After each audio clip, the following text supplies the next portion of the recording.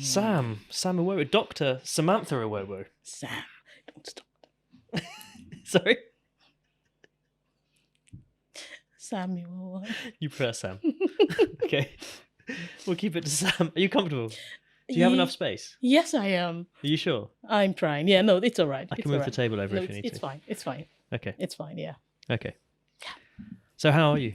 Very well. Lovely to be here. Good. And thanks for having me. It's great to have you here. On this You're hot one of my seat. favourite people. Yeah.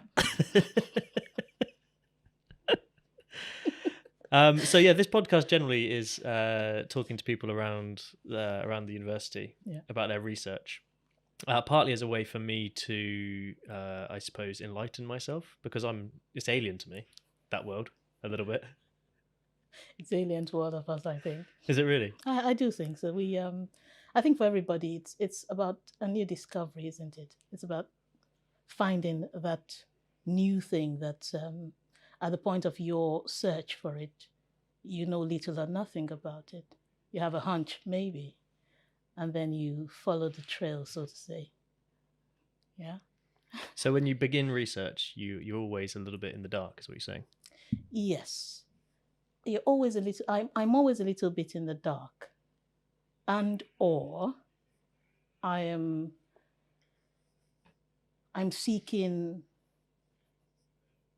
Yeah, I'm always a little bit in the dark. I'm seeking a new understanding of a dimension of what I know to some degree, and for the purposes of at times comparing what I knew before I came into the research with what I discover upon undertaking it. For instance, with Paintbrush, the film, I went in with some knowledge of what the knife crime menace is like in the UK, with some idea of it, but the granular details of it I didn't know or some of the granular details of it I didn't know until I embarked on the research. So Paintbrush is a short film you recently it is a short film. Produced, directed, and wrote? No, wrote and directed. Wrote and directed. And executive produced. Okay. Yeah, Annie East and Pat Michael, so they are two other producers. And we've had help along the way, a lot of help. And then in collaboration, of course, with students and alumni of BU. So what did the research entail when you say like you knew a little bit beforehand? How did you go about, what were your first steps into finding out more? Generally conversations, semi-structured conversations, interviews, if you like, with people from the demographics of my research, of my subject matter area, interest rather. So I had I had interviews or rather conversations with some parents, some social workers, and against the backdrop of what they said, there were existing materials upon which with which to compare them, or to which to compare them, and study what the gaps might be and opportunities for extending the conversation or making an intervention in the conversation. And that was how we then proceeded to the writing of Paintbrush. Right, I see. Yeah. So is Paintbrush the final output, or do you write something alongside that as well as a written output?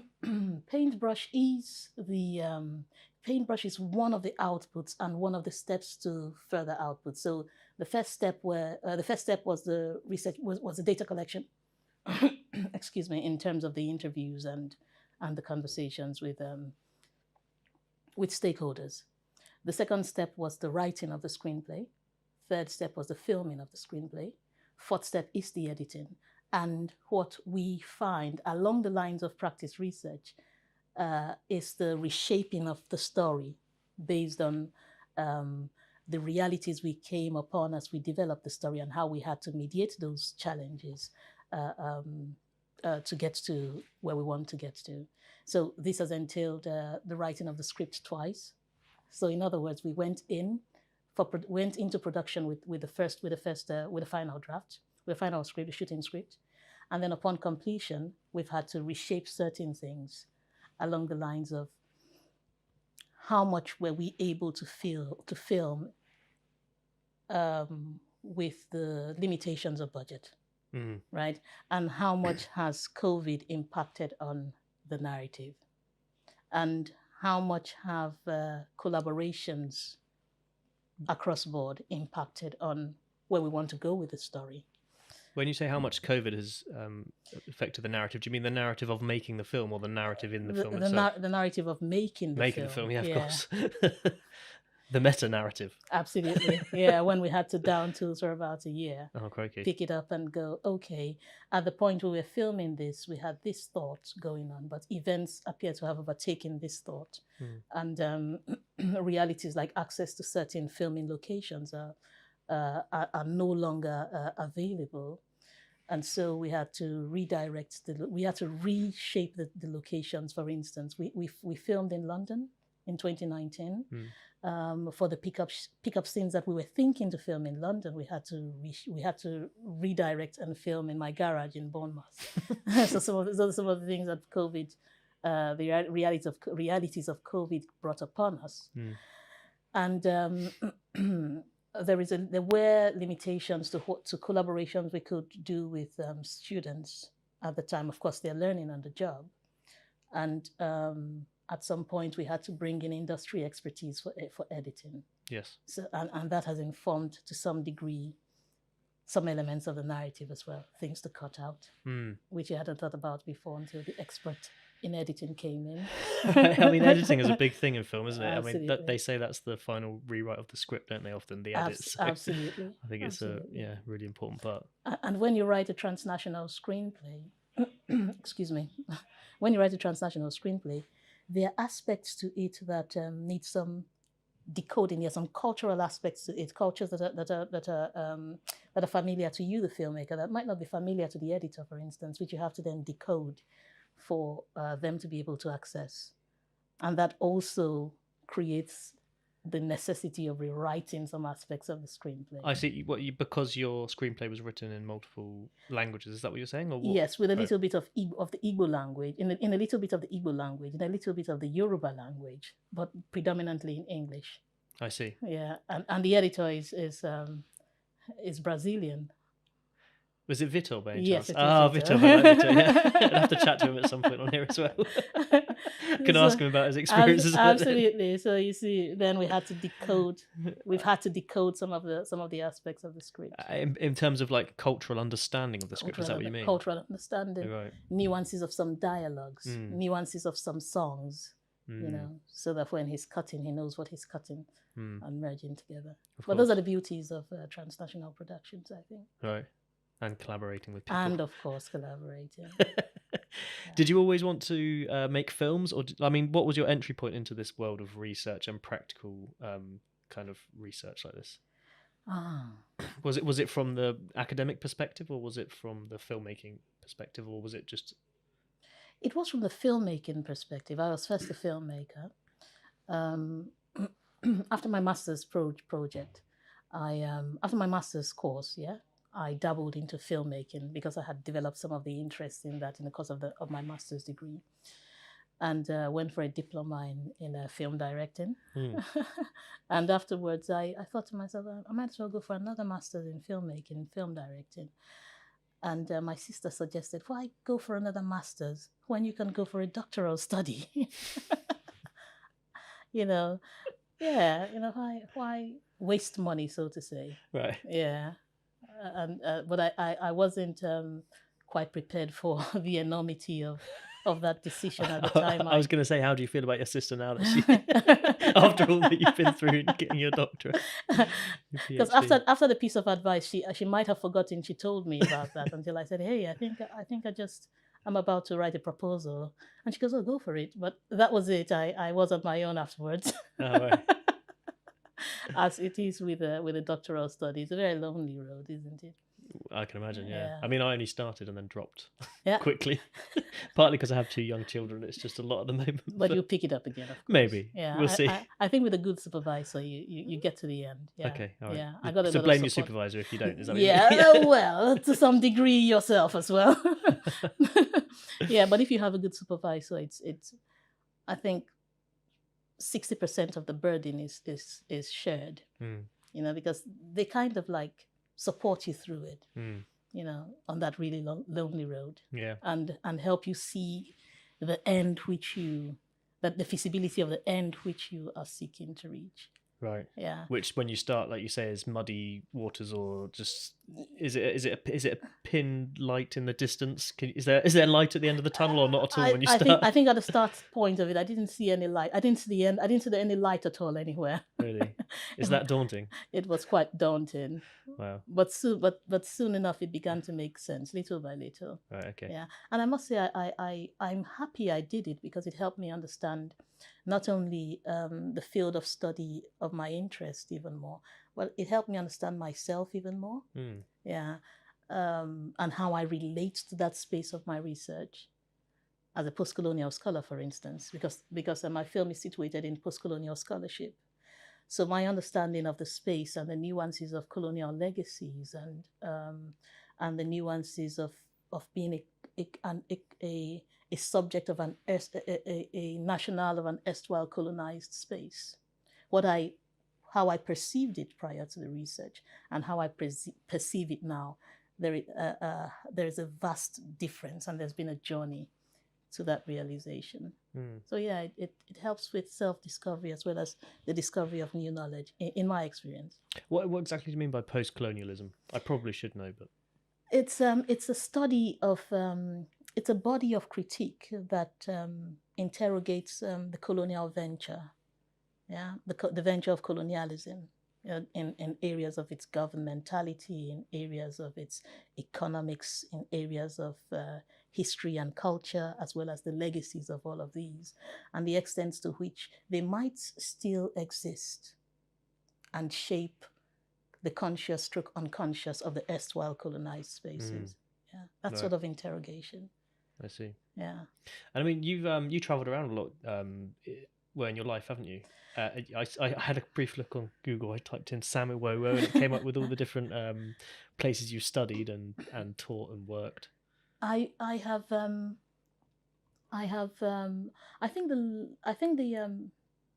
would say the most place I have traveled around is the UK. You'll be surprised. Yeah.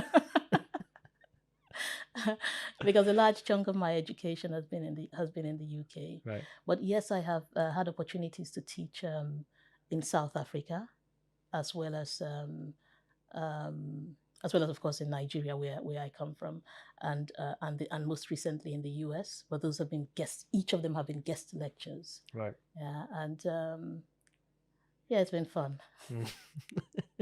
But I mean, that all those experiences must kind of like somehow play a part in the shaping of you, and therefore then your research and your films as well. Yes, and your world sort of viewpoint and your perspectives. Yes, they educate me. I see it as a window of education for self. Yeah, I go to teach and I go to learn. Because if we, which is the approach I'd like to do. I like to take on. I do believe that whether it is a lecture or a seminar or a workshop, one element that is often helpful to my teaching is making it a give and take. So rather than lectures being one which I sit at one end and throw everything out at the listener, I invite them to be part of it. So it's always a semi-structured kind of lecture. And in that exchange, I learn a lot from those I'm going to teach, in quote. Yeah. That's beautiful. Yeah, so I enjoy it. I enjoy that. Is it always successful when you try and do that?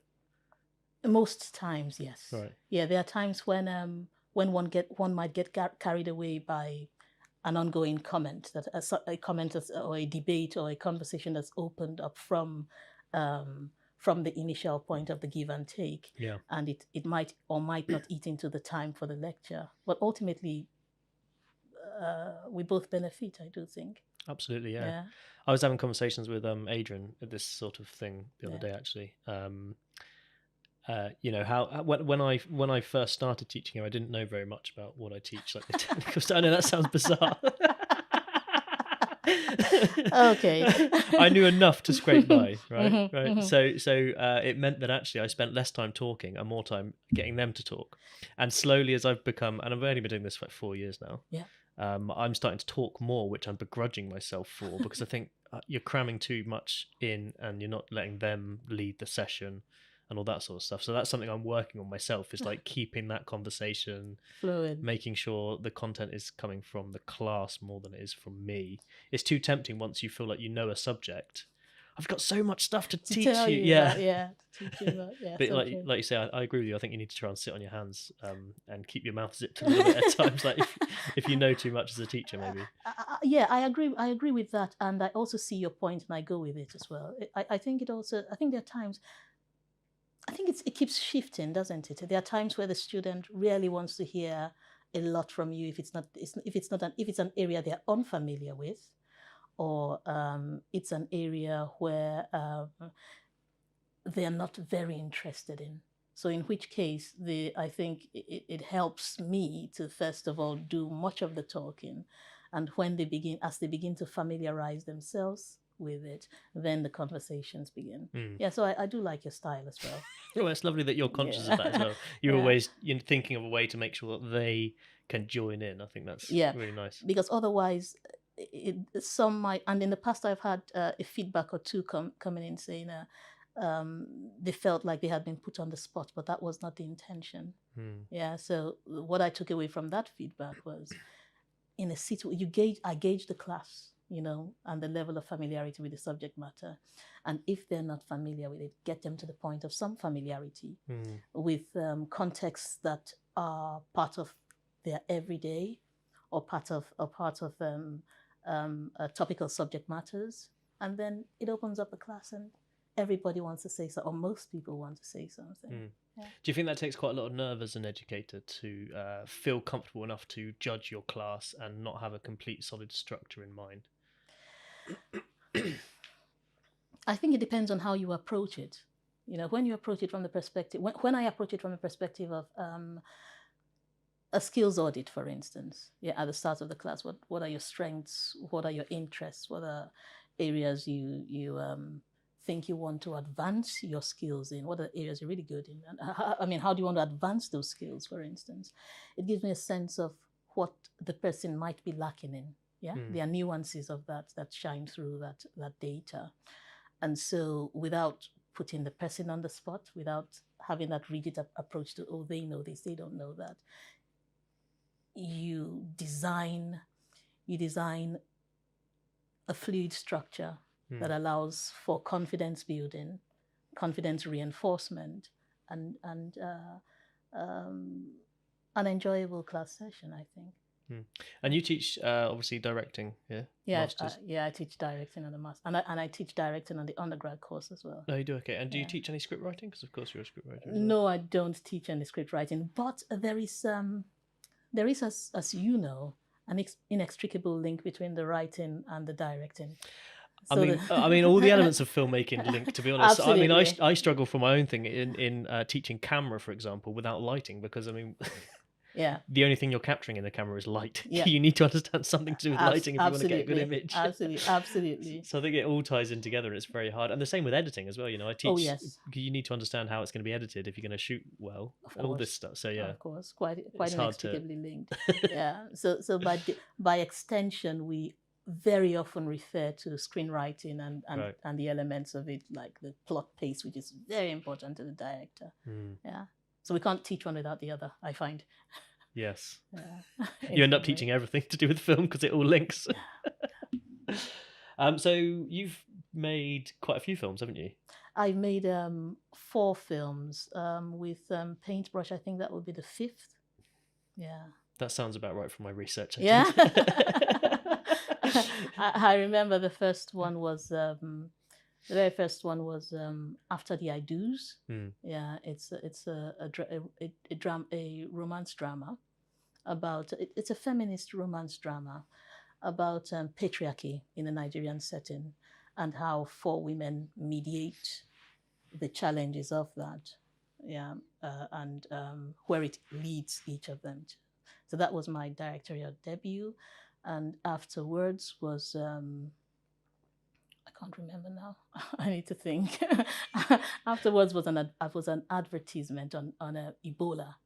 Oh, okay. Yeah, and right after that was were two documentaries on Help a Hero. It was in collaboration with a PR company here in the UK, which was making interventions in hinter parts of Nigeria to empower women, otherwise minoritized, economically minoritized women in the hinterlands of southern Nigeria.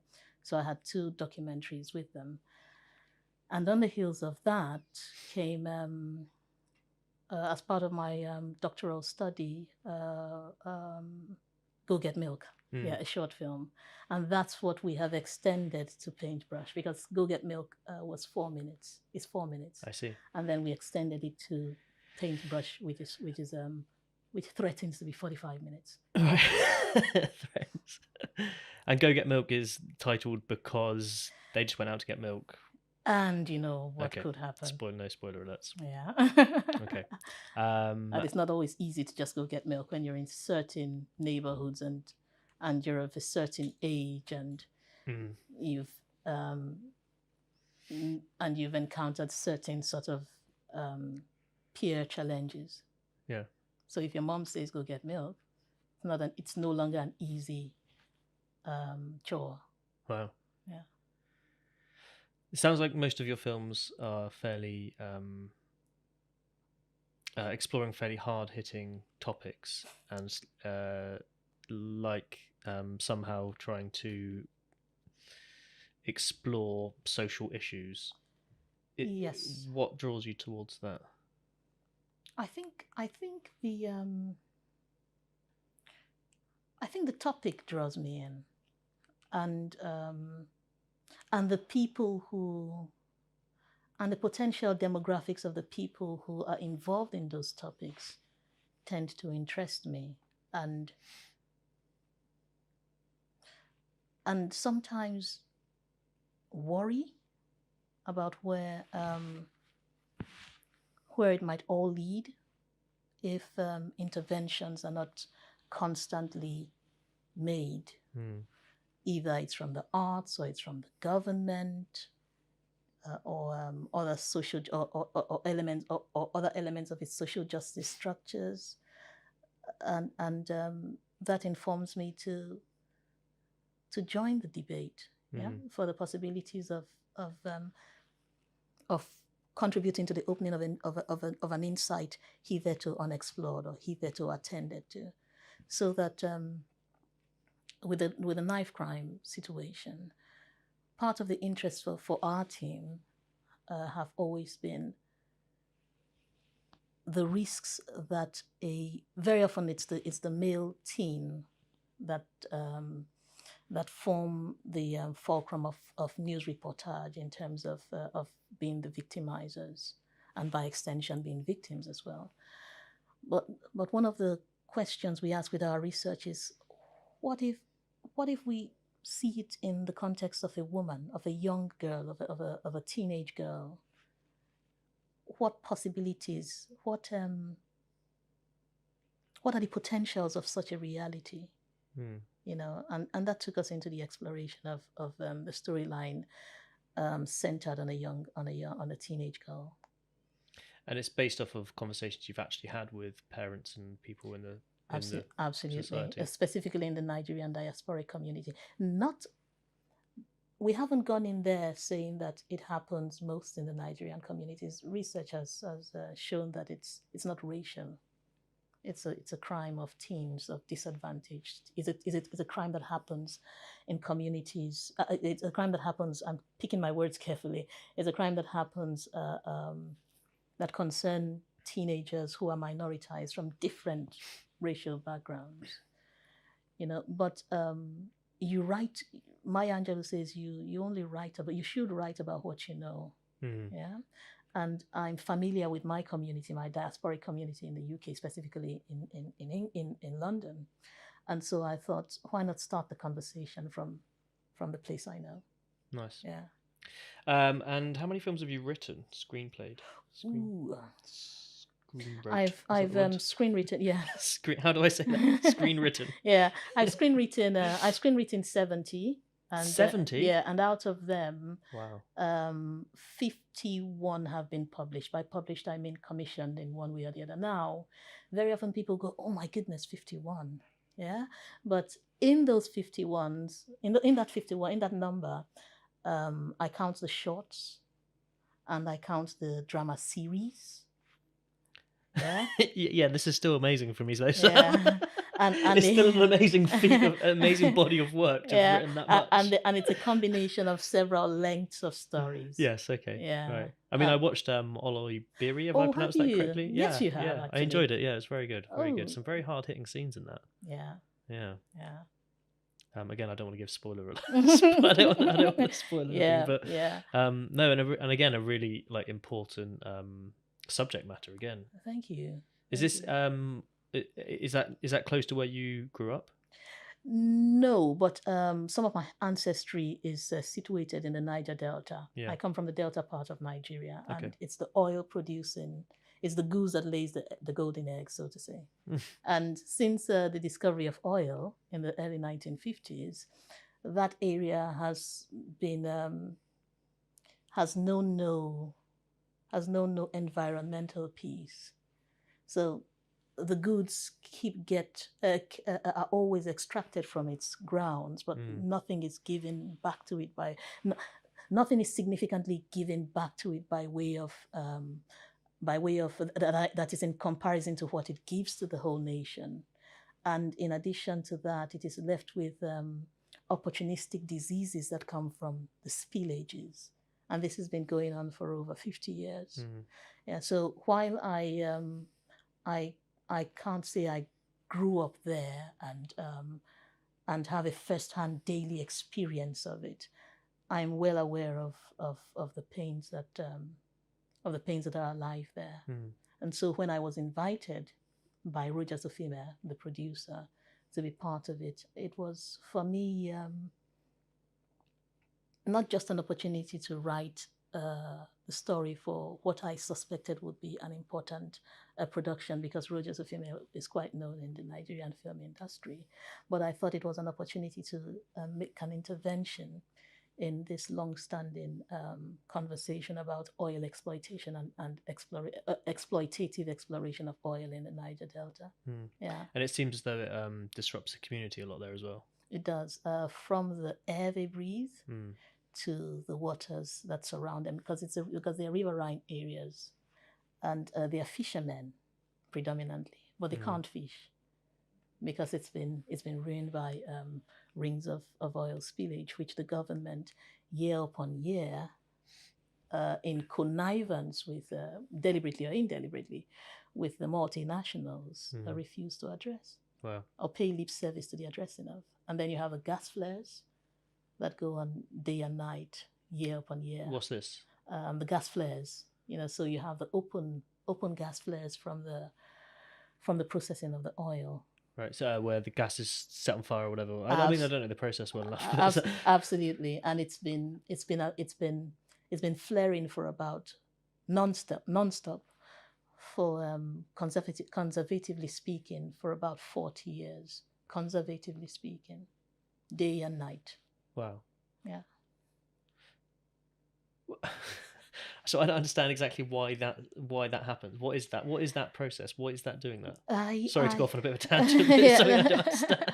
Yeah, it's a part of oil exploration. I see. So this gas is being released. It's gas is being released. Do they set them on fire intentionally, or is this something that just happens? It has to be wasted because our government insists that it doesn't know what to do with the gas. Whereas in the West, I think gas is quite an expensive commodity resource, isn't it? Well, at the moment, yeah. Yeah. Especially. Yeah. Oh, so it could be used. Of course, it can be used. They just waste it. Yeah, upon the insistence that they don't know what to do with it. Wow. Crikey. Yeah.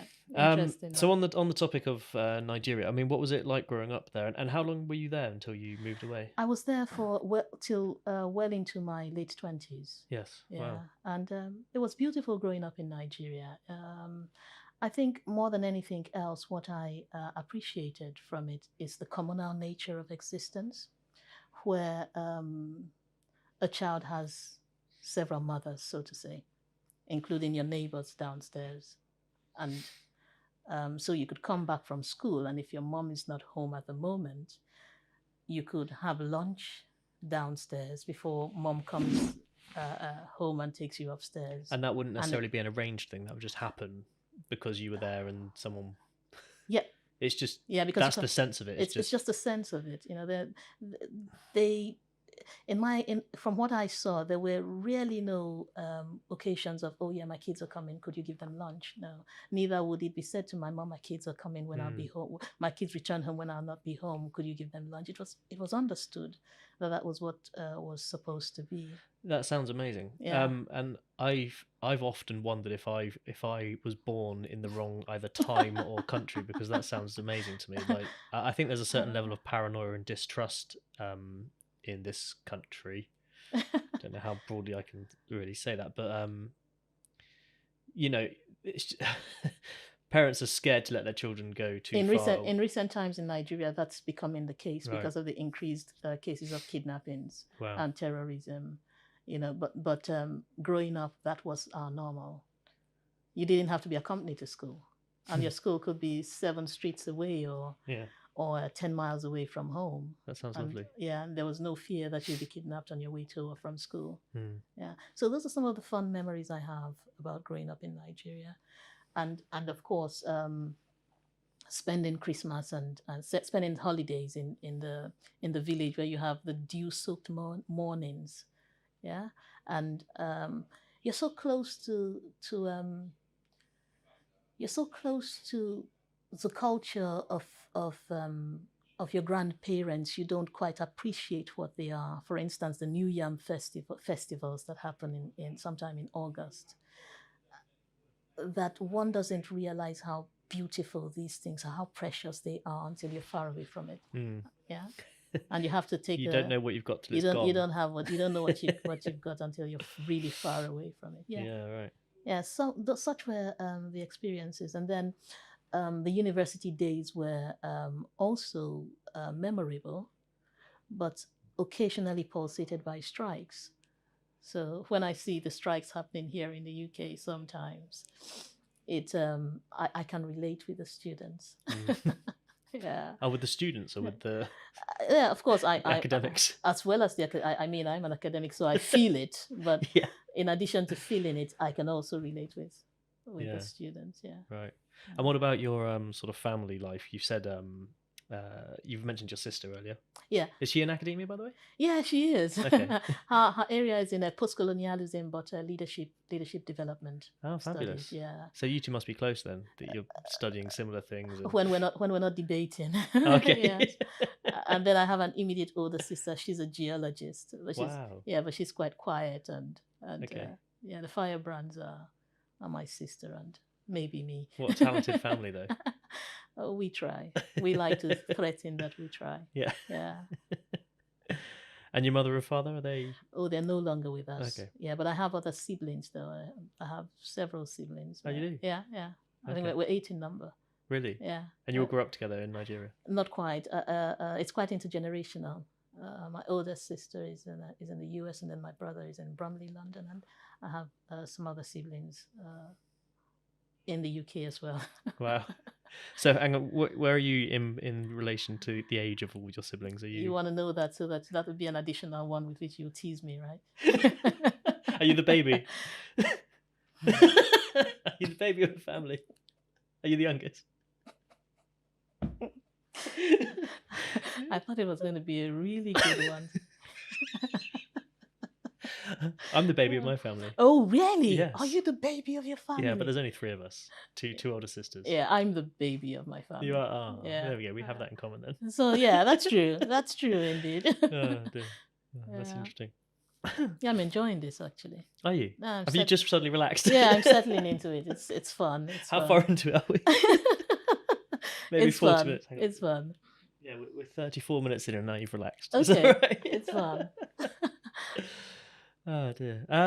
So how does it compare? You've studied, you said, around the UK, but you've also studied abroad, haven't you?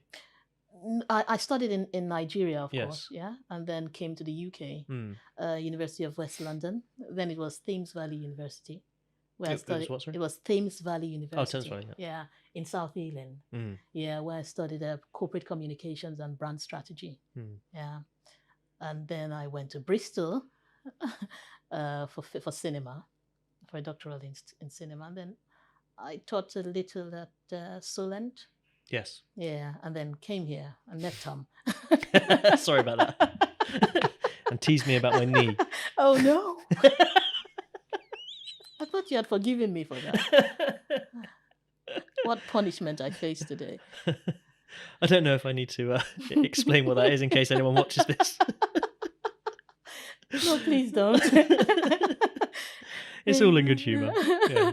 I tore my ACL and then I was in cast for a while, and every time now Sam asks me how's my knee, even though it was 2 or 3 years ago.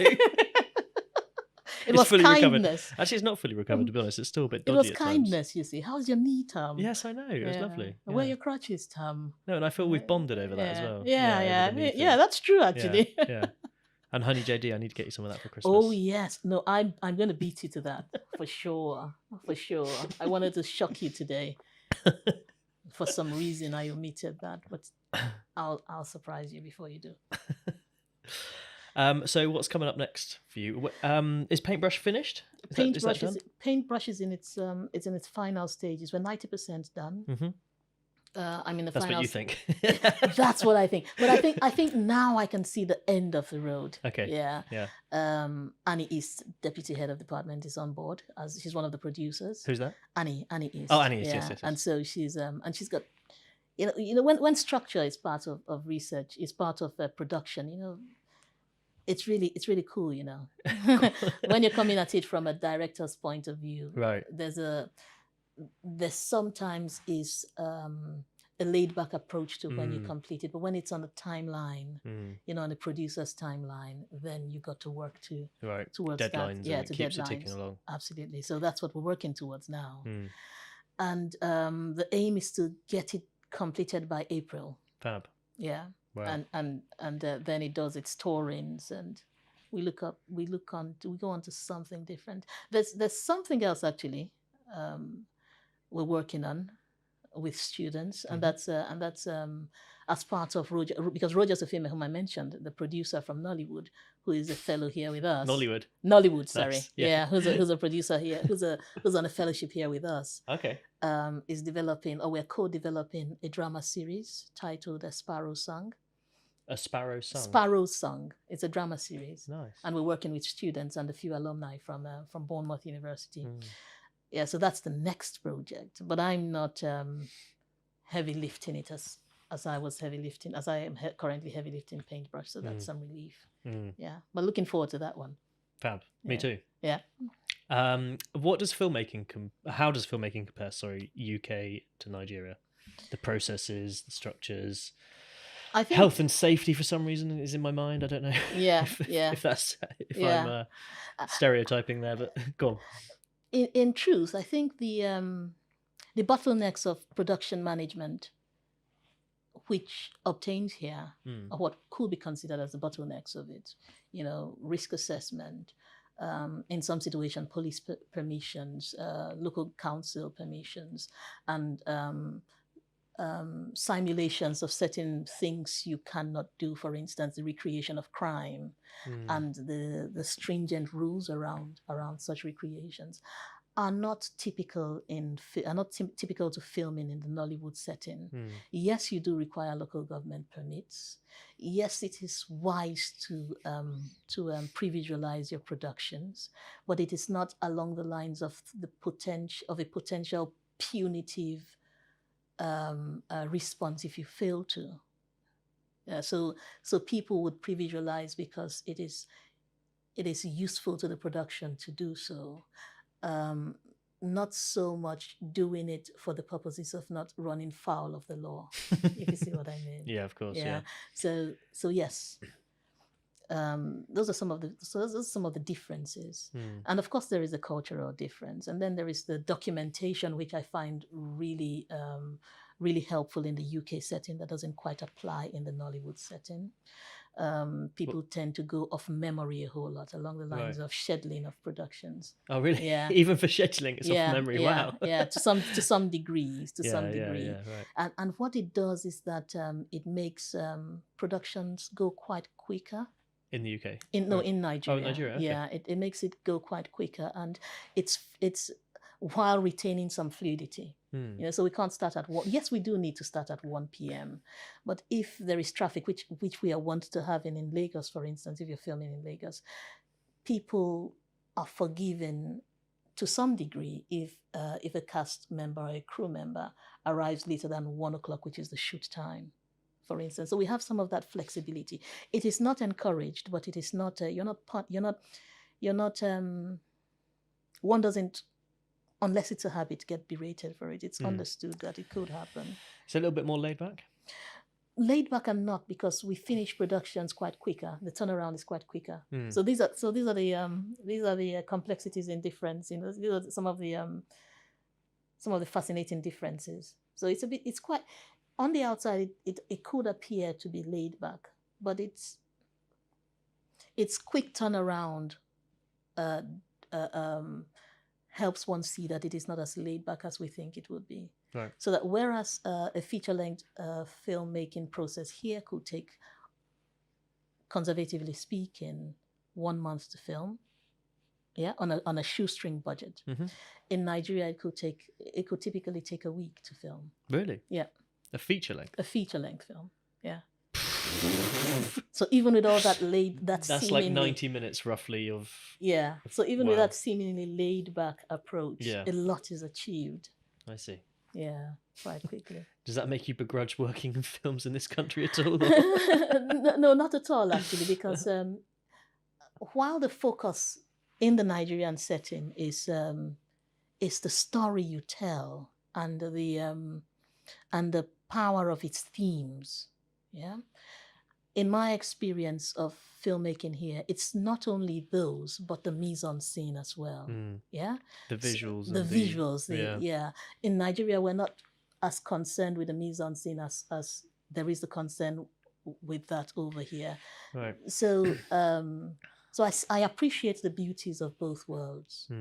Yeah. I did wonder, as when you were saying, feature film here takes maybe 4 times longer to shoot.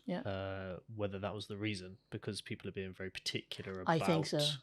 Mise-en-scène. I think so. Lighting, tweaking things, and pre-visualizing in depth. Right. Yeah, going through the fine-tooth comb, because you're painting pictures frame by frame. Yeah. Do you find that that is a... Does that help you be more creative, or does it do the opposite? Does it make you feel a little bit restrained? Rephrase the question, please, in terms of... when things are taking so long and people are going through things with a fine-tooth comb, as you say, does that help you have a sense as a director now? I think it makes me... I think it helps me... it helps me trust the process more. Okay. But it's contextual. It depends... It depends on several things. If the person is time taking because they are not effective in the role, it could be frustrating. Yeah. But if one is taking time because it's a complex scene, or there are complex scenes, and you really need to seed the elements of the story in visuals, yes, I appreciate it. It's a learning process. Yeah. And then I suppose you trust that they are putting their all into it because they're trying to make it as good as they possibly can. And you see that at the end of each working session, whether or not that's the case, or if the person is just a time waster. So it's always contextual for me. Yeah, but I think that I agree that a good thing takes time, particularly when it's pictures, moving image. Yeah. Fab. So this Sparrow Song. Yeah. What's the themes of this? Without spoilers. The broad brushstroke theme. Yeah, don't spoil it at this stage. I'll try. It's a mixed heritage teenager who's skilled in Afrobeats music and seeking for a break from a music producer who can give her that, but who can also cause her to question her very identity. So it's a coming of age story that borders on identity crisis. It's set in Bournemouth. Bournemouth. Isn't that interesting? Wow, that's fab. Yeah. And there'll be a lot of Afrobeats music in the film or the series, sorry. Yes, we're hoping to. Fingers crossed. Fingers crossed. Or we use the show. We do the less is more technique. We don't have to have the songs in there, depending on what the copyrights say. In relation to budget, we don't have to have songs per se in there, but we could have some elements of music. Yeah, less is more, in other words. Yeah. Wonderful. Yeah. Okay. Anything else you want to declare, Sam, before we wrap this up? I'd like to say thank you very much. No, thank you. But seriously speaking, I think this is a good thing that you're doing here.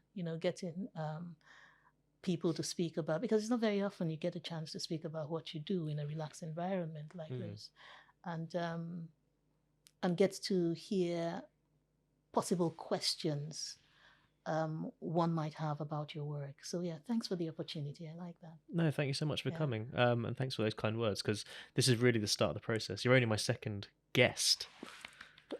That's if I'm including my first, Adrian, which was sort of a tester, but he's also a very good guest. But yeah, you're my first. This is getting the ball rolling. So I'm the second one then. First or second. Depends because it was sort of a test. But anyway, but no, yeah, I'm hoping this sort of leads. I don't know where it's going to lead, frankly. But hopefully it sparks conversation, not between just me and whoever's sat the other side of me, but for more researchers around the university, and helps to kind of give more of a sense of collaboration where people sort of spark ideas from conversations I've had with people. And even if it's not me sat this side, if I'm just setting up a podcast for other people to do, that's what I'm sort of hoping. I don't honestly know where this is going to go at the moment, but fingers crossed it keeps going somewhere. Yeah, that sounds really exciting. Yeah. Great, several possibilities actually. Yeah. Yes, yeah. But Dr. Samantha Iwowo, thank you so much. Thanks for having me, Tom.